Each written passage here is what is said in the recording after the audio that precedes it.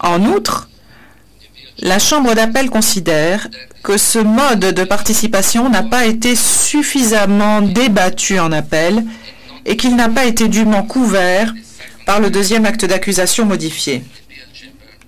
La Chambre d'appel refuse donc de se pencher plus avant sur ce mode de participation. S'agissant de l'article 7.3 du statut, l'appelant fait valoir que la Chambre de première instance a commis une erreur lorsqu'elle a interprété l'élément de connaissance requis par l'article 7.3 du statut. S'agissant des commandants, la Chambre de première instance a conclu que leur mission leur impose d'être continuellement informés de la manière dont leurs subordonnés s'acquittent des tâches qui leur sont confiées et de prendre les mesures nécessaires à cet effet. La Chambre d'appel est d'avis que l'arrêt de Celebici a tranché cette question et qu'un supérieur ne peut être tenu pour pénalement responsable que s'il avait à sa disposition des informations particulières l'avertissant des infractions commises par ses subordonnés. Le fait de manquer à son obligation d'obtenir de telles informations ne constitue pas une infraction séparée au sens de l'article 7.3 du statut. Un supérieur ne sera donc pas tenu responsable pour de tels manquements, mais seulement pour avoir omis de prendre les mesures nécessaires et raisonnables qui auraient permis d'empêcher que les crimes en cause soient commis ou d'en punir les auteurs. L'interprétation de ce critère, tel qu'exposé dans le jugement rendu en première instance, ne cadre pas avec la jurisprudence de la Chambre d'appel sur ce point et nous la corrigeons en conséquence. Dans l'acte d'accusation, la responsabilité de l'appelant est mise en cause à la fois sur la base de l'article 7.1 et de l'article 7.3 du statut. Au vu des conclusions tirées par la Chambre de première instance au sujet de certains événements et du dispositif adopté, il est manifeste que la Chambre de première instance a examiné les questions de fond relatives à ces événements au regard des articles 7.1 et 7.3 du statut. La Chambre d'appel doit cependant faire état de ses préoccupations concernant le dispositif du jugement dans lequel la Chambre de première instance, ayant déclaré l'appelant coupable d'avoir ordonné des persécutions et d'avoir commis d'autres infractions sur la base des mêmes constatations, estime qu'en tout état de cause, il a, en tant que supérieur hiérarchique, omis de prendre les mesures nécessaires et raisonnables qui auraient permis d'empêcher que ces crimes soient commis ou d'en punir les auteurs. Cette déclaration, dans laquelle il est fait référence à la responsabilité de l'appelant sur la base de l'article 7.3 du statut, indique une double déclaration de culpabilité prononcée à la fois sur la base de l'article 7.1 et de l'article 7.3 du statut, ce qui contredit l'opinion correctement exprimée au paragraphe 337 du jugement, où il est dit, je cite, « Il serait illogique de tenir un commandant pour pénalement responsable d'avoir planifié, instigé ou ordonné la perpétration de crimes et, simultanément, de lui reprocher de ne pas les avoir empêchés ou sanctionnés. En revanche, ainsi que l'avance l'accusation, l'omission de punir des crimes passés, qui engage la responsabilité du commandant au titre de l'article 7.3, peut, sous réserve que soient remplies les conditions d'éléments moraux et matériels, engager la responsabilité du commandant au titre de l'article 7.1 du statut à raison soit de l'aide et de l'encouragement, soit de l'incitation à la perpétration ultérieure de nouveaux crimes. Les dispositions de l'article 7.1 et de l'article 7.3 du statut impliquent des catégories distinctes de responsabilité pénale. On ne saurait déclarer un accusé coupable d'un chef à la fois sur la base de l'article 7.1 et de l'article 7.3 du statut. Lorsque la responsabilité de ce dernier est mise en cause sur la base de ces deux articles pour le même chef et que les éléments juridiques requis pour ces deux formes de responsabilité sont réunis, la Chambre de première instance devrait prononcer une seule déclaration de culpabilité sur la base de l'article 7.1 et retenir la position de supérieur hiérarchique de l'accusé comme une circonstance aggravante dans la fixation de la peine. En l'espèce, la Chambre d'appel estime par conséquent que le fait de déclarer l'appelant coupable en application des articles 7.1 et 7.3 du statut pour les mêmes chefs et à raison des mêmes actes, comme il ressort du dispositif du jugement, constitue une erreur de droit qui est de nature à invalider le jugement sur ce point. De plus, lorsque la Chambre de première instance n'a pas formulé de constatation sur la base de l'article 7.3 du statut, la Chambre d'appel n'a pas pris en considération cette forme particulière de responsabilité, nonobstant la déclaration au sujet de l'article 7.3 du statut qui est incluse dans le dispositif du jugement.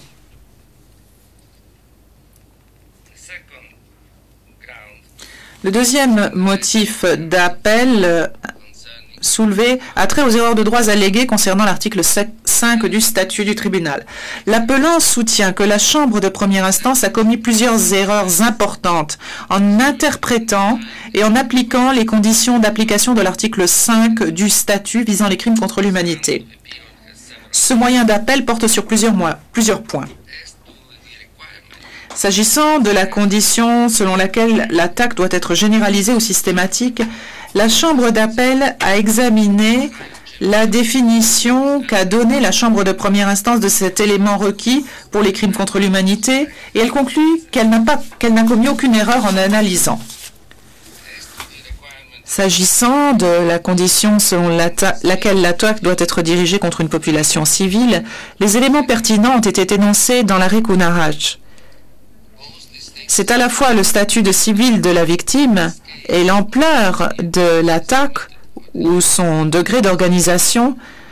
qui caractérisent les crimes contre l'humanité. Pour déterminer ce que recouvre l'expression population civile, la Chambre d'appel considère que la présence au sein de cette population de résistants ou de combattants ayant déposé les armes ne modifie pas le caractère civil de celle-ci. La Chambre de première instance avait raison sur ce point. Elle s'est toutefois en partie fourvoyée lorsqu'elle a défini la population civile et les civils au sens de l'article 5 du statut,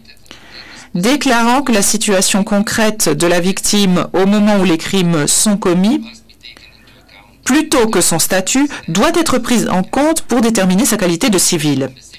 La situation concrète de la victime au moment où les crimes sont commis peut ne rien changer au fait qu'elle a ou non le statut de civil. Si une personne fait effectivement partie d'une organisation armée, le fait qu'elle ne soit pas armée ou qu'elle soit hors de combat au moment où les crimes sont commis ne fait pas d'elle un civil. La Chambre d'appel considère en outre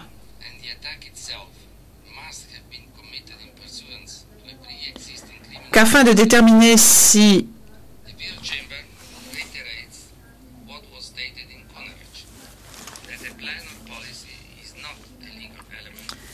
correction de l'interprète. S'agissant de la condition selon laquelle les actes de l'accusé et l'attaque proprement dit doivent s'inscrire dans le cadre d'une politique ou d'un plan criminel préétabli, la Chambre d'appel rappelle ce qu'elle a déclaré dans l'arrêt Kunaraj, à savoir que l'existence d'un plan ou d'une politique ne fait pas partie des éléments juridiques des crimes contre l'humanité, même si elle peut permettre d'établir qu'il existait une attaque dirigée contre une population civile et que cette attaque était généralisée ou systématique. Le jugement rendu en première instance n'était pas clair sur cette question de droit. S'agissant de la condition selon laquelle l'accusé savait que ces actes s'inscrivaient dans le cadre d'une attaque plus vaste, la Chambre d'appel considère que l'élément moral requis pour les crimes contre l'humanité est satisfait lorsque l'accusé est animé de l'intention requise pour commettre le ou les crimes sous-jacents qui lui sont reprochés, et lorsqu'il connaît l'existence d'une attaque dirigée contre une population civile et qu'il sait que ces actes s'inscrivent dans le cadre de cette attaque. Comme elle l'explique dans l'arrêt, la Chambre d'appel conclut que la Chambre de première instance s'est en partie fourvoyée lorsqu'elle a énoncé la mens rea s'attachant aux crimes contre l'humanité. S'agissant de l'élément matériel des persécutions constitutives de crimes contre l'humanité, la Chambre d'appel estime que la jurisprudence du tribunal international définit les persécutions constitutives du crime contre l'humanité.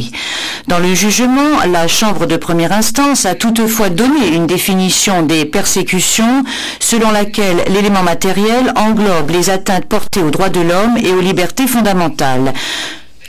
Ce faisant, Elle n'a pas vérifié si les actes sous-jacents en question étaient assimilables à des persécutions en tant que crimes contre l'humanité en droit international coutumier. La Chambre de première instance a commis une erreur sur ce point. Comme elle s'en explique dans l'arrêt, la Chambre d'appel a considéré chacun des types de comportements examinés par la Chambre de première instance. Sont en cause l'homicide ou le meurtre et l'assassinat et le fait de porter des atteintes graves à l'intégrité physique, les destructions et pillages de biens, l'expulsion, le transfert forcé, le déplacement forcé, les traitements inhumains infligés aux civils et les attaques menées contre des villes et des villages. En conclusion, la Chambre d'appel estime qu'il ressort clairement de l'analyse qu'a faite la Chambre de première instance du droit applicable aux persécutions qu'elle n'a pas pris en considération la condition selon laquelle les persécutions doivent présenter le même degré de gravité que les autres crimes énumérés par l'article 5 du statut. La Chambre d'appel fait observer qu'il ne suffit pas que les actes sous-jacents aient été commis avec une intention discriminatoire et conclut que la Chambre de première instance s'est fourvoyée sur ce point. S'agissant de l'élément moral des persécutions constitutives de crimes contre l'humanité, la Chambre d'appel précise que le droit n'exige pas l'existence chez l'auteur d'une intention visant à persécuter, s'ajoutant à l'intention discriminatoire déjà requise pour les persécutions. La Chambre d'appel souligne aussi que pour établir l'intention d'un auteur de persécution, il faut prouver qu'il a l'intention spécifique d'exercer une discrimination pour des raisons politiques, raciales ou religieuses. La Chambre de première instance a conclu, à juste titre, que l'intention qui inspire les persécutions est l'intention spéciale d'atteindre une personne humaine en tant qu'appartenant à telle communauté ou à tel groupe. En second lieu, la Chambre d'appel reconnaît que dans ses constatations sur le fait d'ordonner des crimes au sens de l'article 7.1 du statut, la Chambre de première instance a fréquemment employé des expressions comme « il a pris le risque » ou « il a pris le risque de manière délibérée ». La Chambre d'appel a défini plus haut l'élément moral qui s'attache au fait d'ordonner un crime sans qu'il y ait intention directe. En conséquence, quiconque donne un ordre en sachant qu'il est très probable que des persécutions constitutives de crimes contre l'humanité résultent de l'exécution de cet ordre peut être tenu responsable de persécution sur la base de l'article 7.1 du statut. Le fait d'ordonner un crime en connaissance de cause revient à accepter ce crime.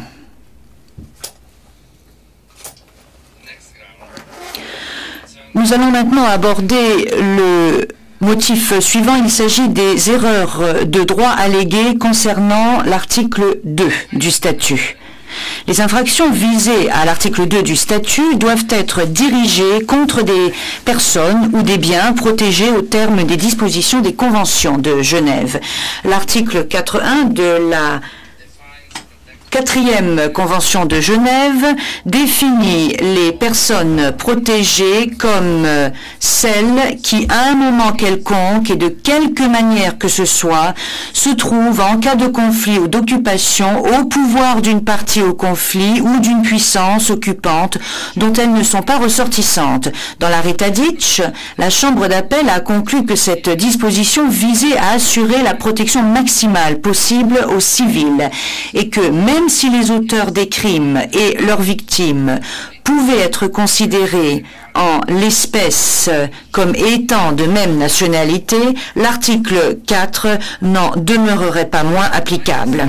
Appliquant les mêmes principes en relation avec le conflit entre les Croates de Bosnie et les musulmans de Bosnie, la Chambre d'appel, dans l'arrêt Aleksovski, a jugé que puisque le conflit était international en raison de la participation de la Croatie, il s'ensuivait que les victimes musulmanes de Bosnie se trouvaient au pouvoir de la Croatie, une partie au conflit dont elle n'était pas ressortissante, et qu'en conséquence, l'article 4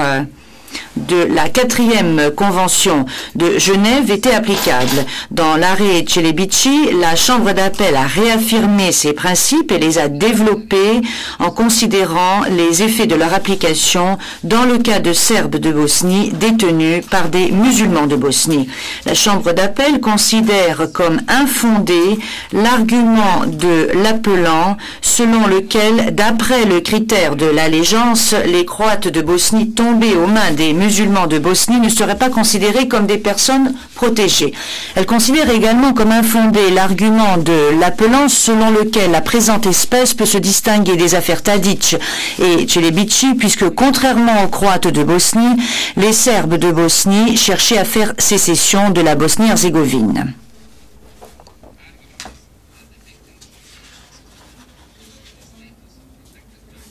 La Chambre d'appel a précédemment rejeté les arguments concernant le fait que les victimes ne devraient pas avoir le statut de personnes protégées si l'on interprète à la lettre l'article 4 de la 4e Convention de Genève. Elle est donc convaincue qu'il n'y a pas eu violation du principe de la légalité en l'espèce. La Chambre d'appel estime que la Chambre de première instance n'a commis aucune erreur sur ce point. L'appelant avance en outre que la condition selon laquelle les victimes doivent être des personnes protégées se fonde sur l'article 4.2 de la 4e Convention de Genève, disposant que les ressortissants d'un État co-belligérant ne seront pas considérés comme des personnes protégées aussi longtemps que l'État dont ils sont ressortissants aura une représentation diplomatique normale auprès de l'État au pouvoir duquel ils se trouvent. La Chambre d'appel considère qu'il ressort clairement à la fois de l'article 4.2 et de l'article 4.2 de la 4e Convention de Genève et de son commentaire que pour que cette disposition s'applique, il faut démontrer que, premièrement, les États étaient alliés et, deuxièmement, que les démarches faites par le représentant diplomatique de chaque État auprès de l'autre ont été efficaces et satisfaisantes. La Croatie et la Bosnie-Herzégovine étaient engagées dans un conflit qui les opposait l'une à l'autre. Cela suffit à établir qu'elles n'étaient pas des États co-belligérants au sens de l'article 4.2. Ce moyen d'appel est donc rejeté.